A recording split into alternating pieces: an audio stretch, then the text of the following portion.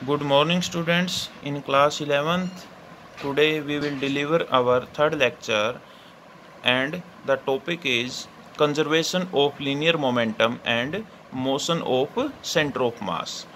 कि हम conservation of linear momentum के बारे में स्टडी करेंगे। लीनियर मोमेंटम आपको पता है, अगर कोई भी बॉडी है जिसका मास m है और v वेलोसिटी से मूव करे तो उसका लीनियर मोमेंटम हम 9th क्लास में भी पढ़ चुके हैं। किसके इक्वल होता है? Mass into velocity. ठीक है, तो इसको कंजर्वेशन लॉ के बारे में आज स्टडी करेंगे। तो इसके लिए हम कंसीडर कर सकते हैं, let us consider a body having large number of particles having mass is m1 m2 m3 mn, ऐसे मान सकते हैं। ठीक है, तो consider a system of n particles of masses m1 m2 m3 moving with velocities. यहाँ पर जो मास m1 है इसकी वेलोसिटी v1 है, m2 है उसकी वेलोसिटी v2 है, m3 है उसकी वेलोसिटी v3 है।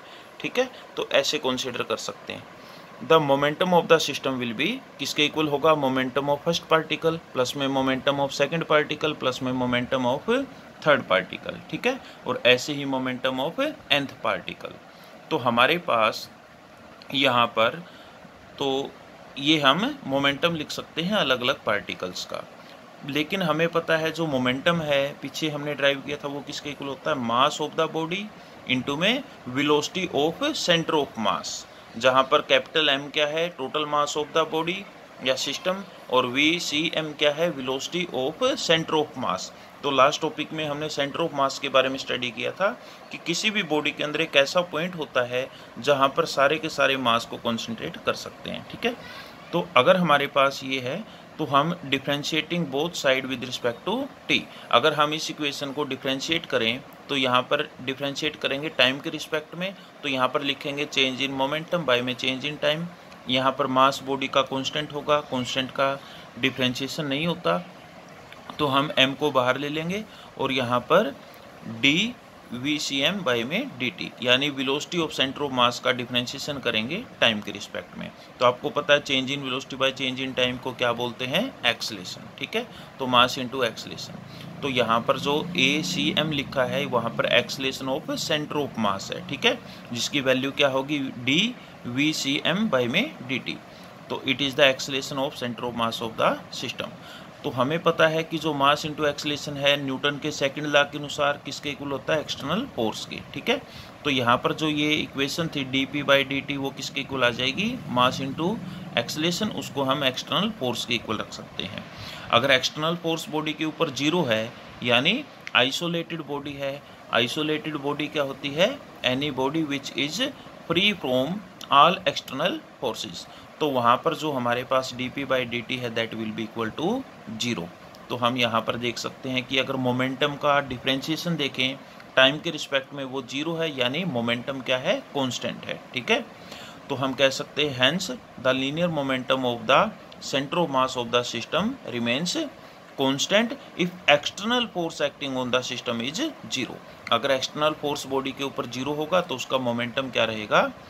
कंजर्व रहेगा। ठीक है, तो इसी को बोलते हैं law of conservation of linear momentum and the of the centre of mass of the system. ठीक है, अब देखेंगे मोशन ऑफ सेंटर ऑफ मास। अगर मोशन देखनी है तो हम क्या करेंगे? d बाई dt, और यहाँ पर क्या था? Mass into velocity of centre of मास। ठीक है, तो यहाँ पर हमने इसको किसके इक्वल प्रूव कर दिया? 0 के। ठीक है, तो यहाँ पर m को क्या लिया हमने? कॉमन लिया, और d VCM बाई में dt ये क्या आ गया? 0। यहाँ पर देखो दोनों वैल्यूज़ का प्रोडक्ट 0 है, यानी इनमें से कोई ना कोई एक वैल्यू 0 होगी या दोनों 0 हो सकती है। But we know that mass of a body can't be 0, कि मास कभी भी 0 नहीं हो सकता। तो इसका अर्थ है कि यहाँ पर जो वेलोसिटी ऑफ सेंटर ऑफ मास है उसकी वैल्यू 0 होगी, that is velocity of centre of mass will be constant. तो वो एक कांस्टेंट वेलोसिटी से मूव करता है। ठीक है, इसी को हम एक एग्जांपल की हेल्प से स्टडी करेंगे। तो हमारे पास कुछ एग्जांपल है, जैसे example of motion of centre of mass. तो यहाँ पर हम देखें जो अर्थ और मून सिस्टम है उसके अंदर जो हमारा सन है उसके अराउंड क्या है, अर्थ रिवॉल्व करती है, और अर्थ रिवॉल्व करेगी उसके चारों ओर क्या करता है, जो मून है वो रिवॉल्व करता है।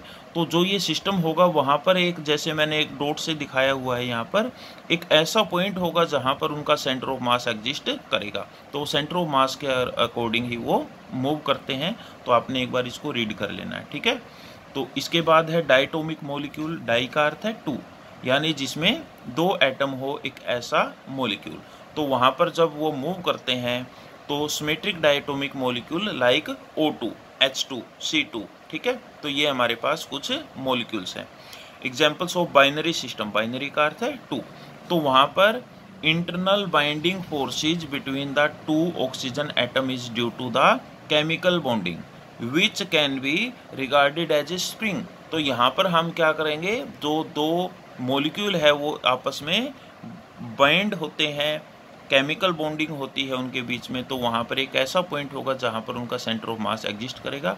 तो जब वो मूव करते हैं तो वो क्या करेंगे, एक सेंटर ऑफ मास के अलोंग मूव करते हैं, ठीक है। तो आपने एक बार थोड़ा थोड़ा इनको स्टडी कर लेना है। तो आपके एग्जाम में कभी क्वेश्चन आता है तो आपने केवल ये लिख देना है कि अर्थ मून सिस्टम है, डायटोमिक मॉलिक्यूल है, बाइनरी स्टार्स। बाइनरी स्टार्स का अर्थ है दो स्टार। तो यहाँ पर S1 और S2 हमने दो स्टार दिखाए हैं और उनके बीच में एक, तो अगर वो मूव करते हैं, ठीक है, ऑर्बिट करते हैं एक दूसरे को, तो वो क्या करेंगे, एक सेंटर ऑफ मास के अलोंग वो मूव करते हैं, ठीक है। तो ये आपने एक बार इसको कॉन्सेप्ट को स्टडी कर लेना है, ठीक है बेटा। तो थैंक यू।